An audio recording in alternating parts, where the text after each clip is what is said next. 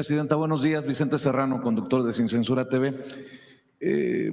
En estos pasados días, el cínico de Felipe Calderón, ahorita que veía la gráfica que nos mostraba, defendía en un foro empresarial en Argentina su guerra contra el narco y básicamente pide el regreso de la guerra contra el narco porque dice que funcionó a pesar de los sabotajes de gobiernos locales y dice que al final de su sexenio todo se echó a perder porque no se siguió esa guerra contra el narco.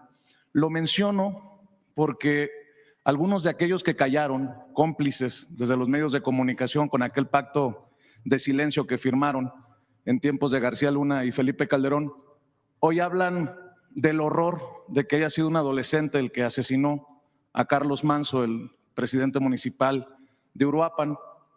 Yo creo que les falla la memoria porque en tiempos de Calderón, en la guerra contra el narco, se hablaba, de acuerdo a lo que me documenta el maestro Francisco Cruz, autor de Tierra Narca, que ya lo había publicado precisamente, el papel del crimen organizado reclutando a niños como sicarios,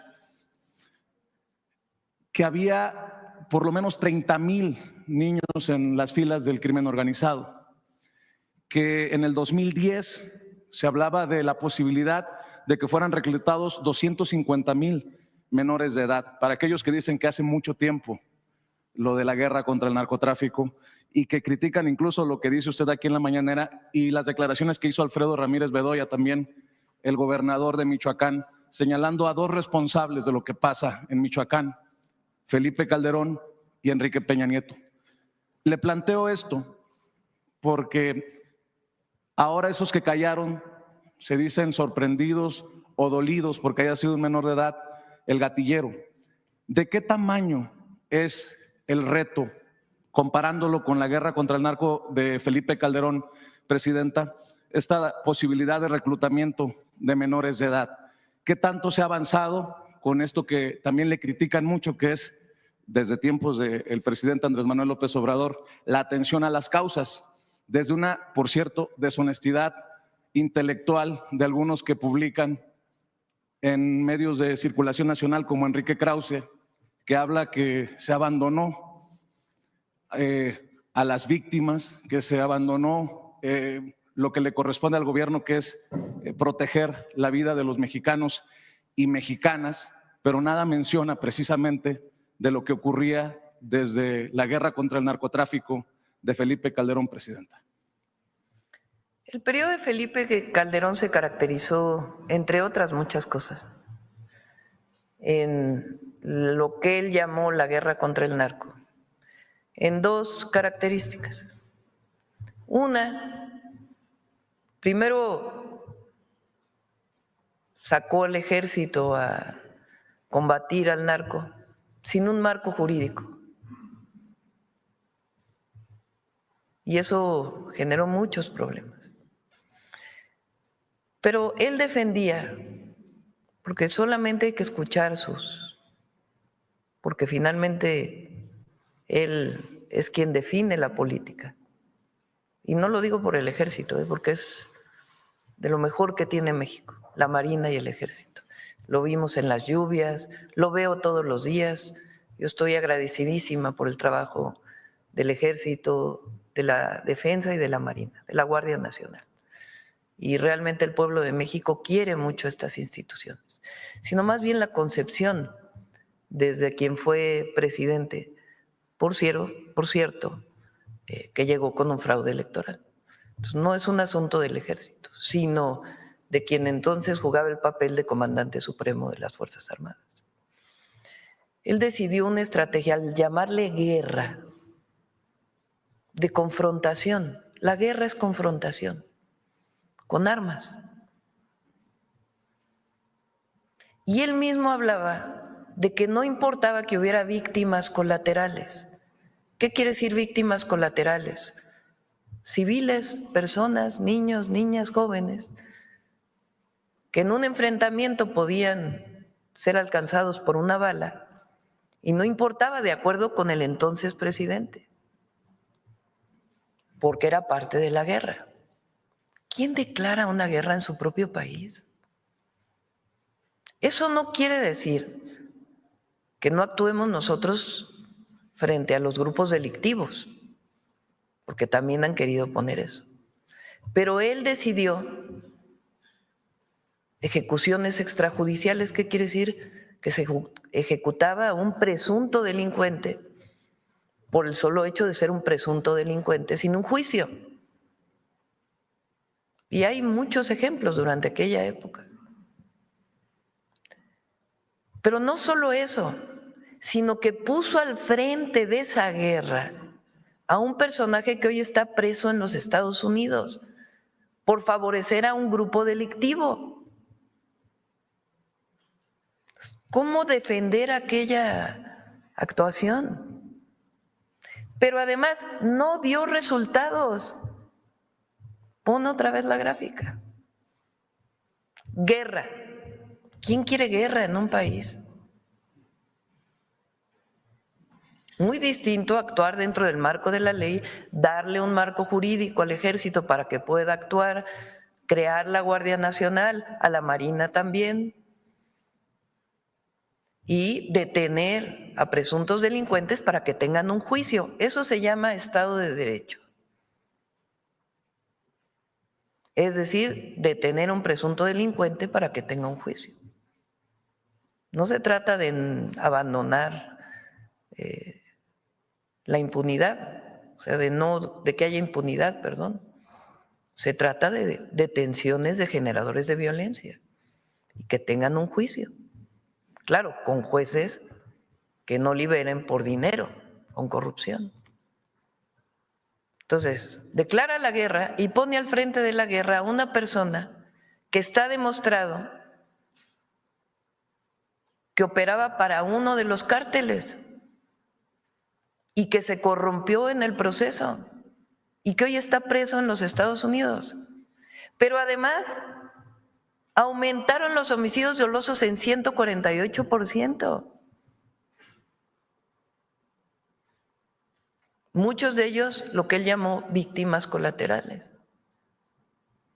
Peña hizo lo mismo, no cambió prácticamente nada en su estrategia. Claro, llevó a la Policía Federal, a la Secretaría de Gobernación, pero en realidad no cambió la estrategia. ¿Y qué ocurrió? 42% de homicidios. Pero además en ese periodo, justamente en ese periodo se abandonó a los jóvenes. Es justamente en ese periodo cuando el rector, entonces rector de la UNAM, le llamó ninis a los jóvenes. Ni estudias ni trabajas, como si fuera responsabilidad de los jóvenes. Abandono de los jóvenes. No hay escuelas, no hay educación, no hay empleo, mayor pobreza, mayor desigualdad, guerra y permiso para matar. No, bueno. Y además, al frente, a un delincuente. Eso es lo que ocurrió durante 12 años en nuestro país. Y asócienle la corrupción de los gobiernos. Entonces, ¿cambió la estrategia? Sí, cambió la estrategia. Cuando llega el presidente López Obrador dice, no, a ver, todo dentro del marco legal. Vamos a darle a la Secretaría de la Defensa un marco legal para que actúe, a Marina también. Vamos a crear la Guardia Nacional, una institución pública encargada de la seguridad de las mexicanas y los mexicanos. Y vamos a destinar recursos a los jóvenes. Se crearon las universidades Benito Juárez, el programa Jóvenes Construyendo el Futuro, se dio atención a los más necesitados, a los pobres, y salen 13.5 millones de mexicanos de la pobreza. Cuando nosotros llegamos, yo decidí fortalecer la estrategia de seguridad con un área especial de inteligencia e investigación que nos dio resultados en la Ciudad de México. Porque frente a los grupos delincuenciales se requiere más inteligencia e investigación que permita hacer las detenciones de presuntos delincuentes y la coordinación con los estados. Además, pues del seguimiento cotidiano y en la consolidación de la guardia. y fortalecer la atención a las causas con mayor presencia territorial en los municipios de mayor incidencia delictiva.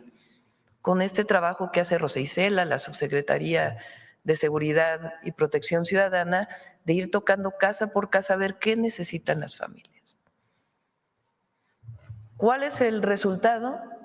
Durante el periodo de López Obrador, 9% de reducción de homicidios dolosos.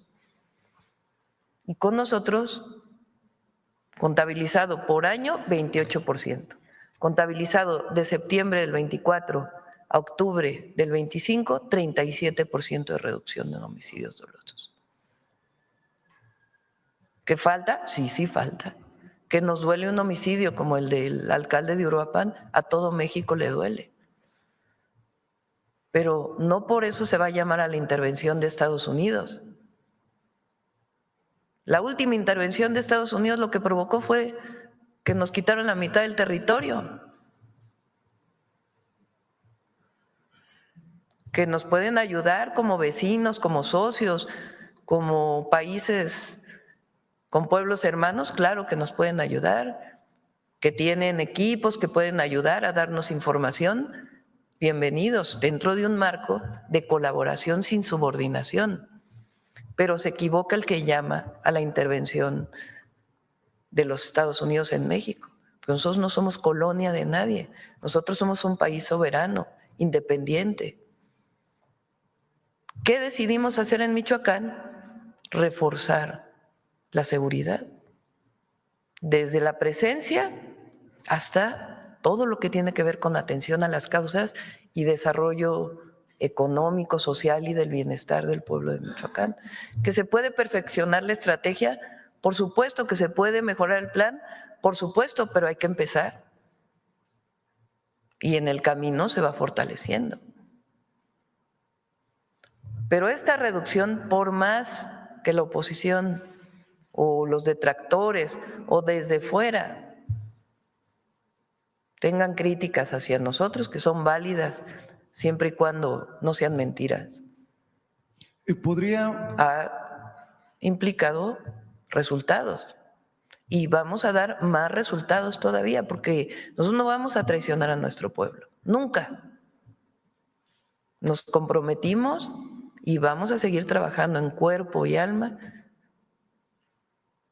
para defender y proteger al pueblo de México. ¿Podría darnos claridad usted, Presidenta, o los secretarios aquí presentes, del tamaño del reto en relación a los jóvenes que podrían estar en peligro de ser reclutados por el narco? Entendiendo estas cifras que le compartía, de acuerdo a informes, en tiempos de Calderón había 30,000 reclutados por el narco, 250,000 para 2010 en peligro de ser reclutados.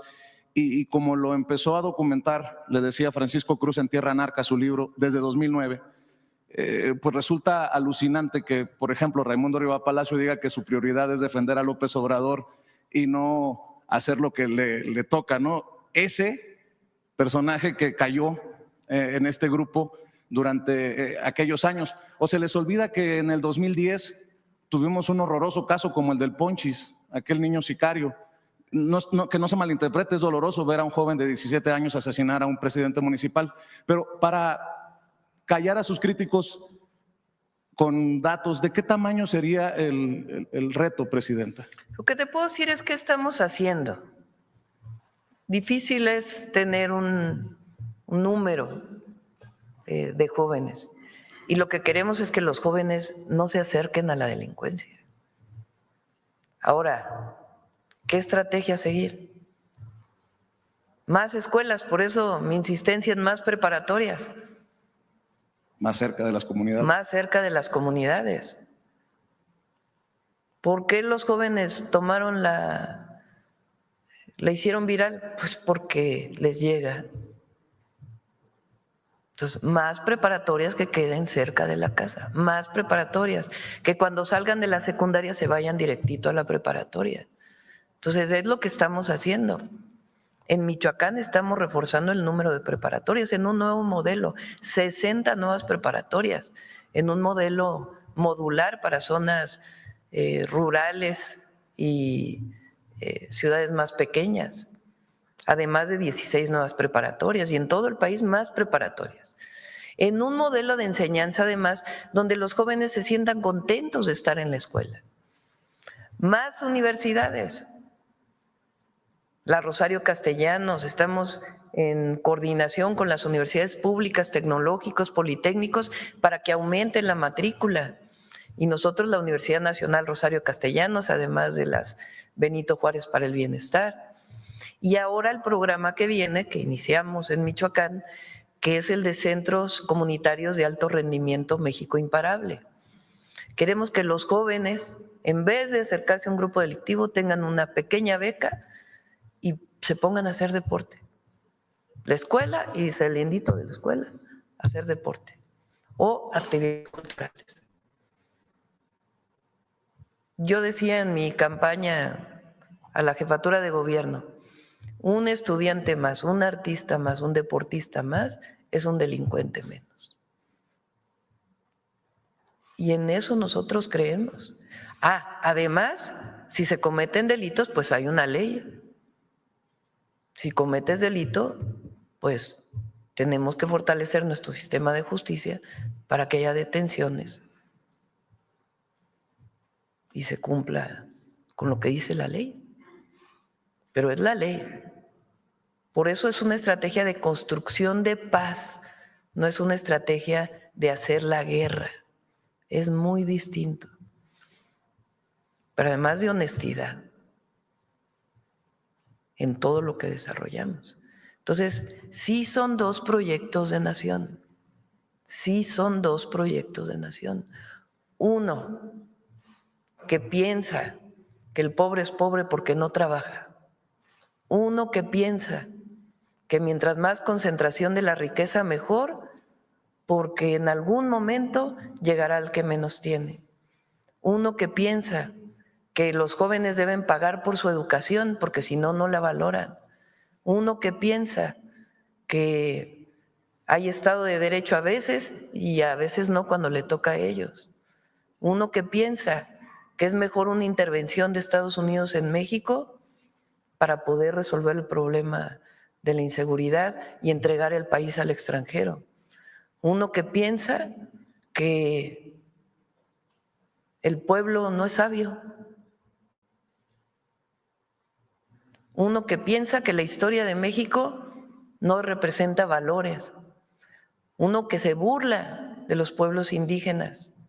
Ese es un proyecto de nación, que por cierto hoy le llaman ultraderecha.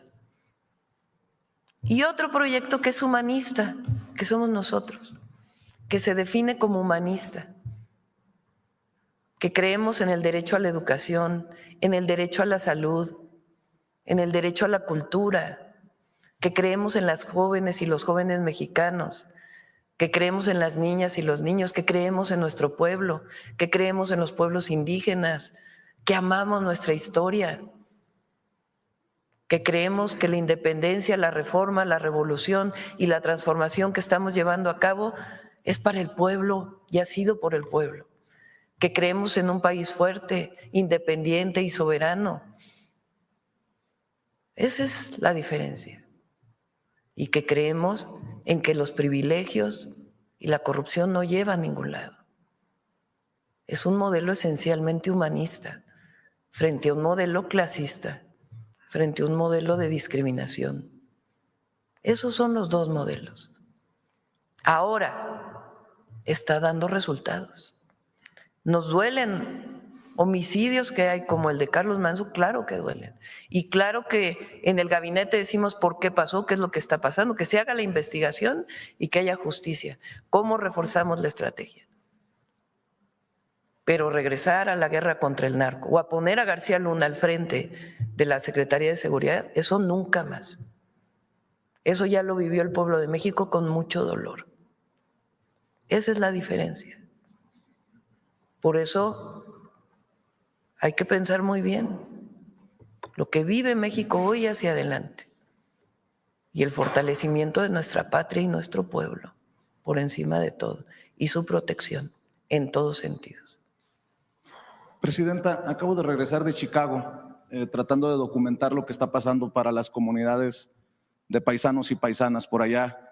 con las redadas de inmigración. Y permítame incomodar nuevamente con mi insistencia, que sé que también es dolorosa para muchos. ¿Qué le han dicho el canciller, el subsecretario para América del Norte, los cónsules de lo que está pasando? Y se lo pregunto porque este pasado fin de semana la patrulla fronteriza ya entró a negocios mexicanos en La Villita, en el barrio más mexicano del medio oeste de Estados Unidos, porque hay reportes de que ya entraron a escuelas violando pues toda la ética de mantenerse fuera de las escuelas, de los hospitales y de las iglesias. Y también se lo menciono porque ya no es la apreciación de su servidor que va incrementando la violencia en estos operativos, que además siguen llevándose a cabo con encapuchados y en automóviles no identificados. El FBI, tengo entendido, ha emitido un documento para pedir que se identifiquen estos agentes porque hay criminales que haciéndose pasar, ya hay varios casos en diferentes estados de Estados Unidos, de criminales que haciéndose pasar por agentes de la patrulla fronteriza han cometido desde violaciones sexuales hasta secuestros y robos. Y más aún, el alcalde de Chicago, Brandon Johnson, se pronunció en el Consejo de Derechos Humanos de la ONU para que sea investigado Estados Unidos, el gobierno de Donald Trump, por lo que está generando con estos operativos. Ya teniendo una autoridad como el alcalde de Chicago, presidenta, y obviamente la intención no es generar un conflicto ni mucho menos, ¿cómo se posiciona usted? ¿Cuál es su posición frente a un llamado del alcalde de Chicago para que sea investigado, incluso para que haya personajes de la ONU que vayan a dar testimonio de lo que está ocurriendo en las calles de ciudades como Los Ángeles, como en algunas ciudades de Texas y en el caso de Chicago? Yo por eso mi insistencia, presidente, en que definamos cuántos casos de presuntas violaciones de derechos humanos tienen ustedes conocimiento. Voy a pedirle de nuevo a Cancillería que nos diga, aquí me contesta Roberto Velasco, mira qué rápido. Son 30 quejas por presuntas violaciones a derechos humanos que han sido presentadas. ¿Qué hacemos nosotros? Como lo he dicho, con los consulados apoyamos y se apoya económicamente para que se contraten abogados para que las víctimas puedan presentar su denuncia y llevar los juicios en Estados Unidos. Nosotros no estamos de acuerdo con el trato de las y los mexicanos como criminales. Si alguien cometió un delito, tiene que llevar su proceso en Estados Unidos. Pero las y los mexicanos, y se lo he dicho al presidente Trump, lo he dicho públicamente, se lo dije al secretario del Departamento de Estado, fortalecen la economía de Estados Unidos, allá. Se estima que son 40 millones de mexicanas y mexicanos en Estados Unidos, de los cuales el 90% tiene papeles o más del último censo que se hizo. Y los otros llevan más de 5 o 6 años en Estados Unidos. Ya es muy pocas las mexicanas y mexicanos que cruzan la frontera o que cruzaron durante el sexenio de López Obrador. Tienen mucho más tiempo. Y sostienen la economía de Estados Unidos. Sostienen el campo, sostienen la construcción, sostienen los servicios. Y además de que no estamos de acuerdo con la discriminación y el trato que viola los derechos humanos, que presuntamente viola los derechos humanos, tienen que ser reconocidos por su trabajo, por lo que han dado por México, por supuesto, pero también por los Estados Unidos. Esa va a ser siempre nuestra posición. Y nosotros actuamos también en un marco pensando en ellos, actuamos pensando en ellos. A México siempre buscamos una buena relación con el gobierno de Estados Unidos, pensando también en los 40 millones de mexicanos que están allá y en los 130 millones de mexicanos que están aquí. Siempre vamos a buscar el diálogo, la coordinación, y cuando no estemos de acuerdo también lo vamos a decir, pero buscando siempre un diálogo responsable, vamos a decirlo así. Y ahí donde no estamos de acuerdo, lo señalamos, y ahí donde hay que proteger a nuestros paisanos, siempre lo vamos a hacer. ¿Y qué piensa de ese llamado del alcalde afroamericano de Chicago? Que por cierto hay que reconocerle que ha defendido incluso hasta en el lenguaje que usan algunos colegas de ilegales y dicen no son ilegales, son indocumentados. Creo que ha hecho un sobresaliente trabajo en ese sentido. Pues agradecemos la defensa siempre de nuestros paisanos allá por autoridades estadounidenses. Ahora, no quisiera yo meterme más en la política de Estados Unidos. Entre otras razones, claro que, repito, donde hay que defender y decir las cosas claras sin medias tintas. Pero nosotros tenemos que ser muy responsables por el bien de nuestro pueblo, de la nación y de los 40 millones de mexicanos allá. ¿Hay un impacto ya de estas políticas, para cerrar, Presidenta, antiinmigrantes, antimexicanas de Donald Trump? Tengo entendido que ha habido una disminución de las remesas. ¿Podría compartir? Sí, a ver si tenemos la gráfica, no sé la última si está. Las remesas crecieron mucho en el 2024, 2023 y 2024.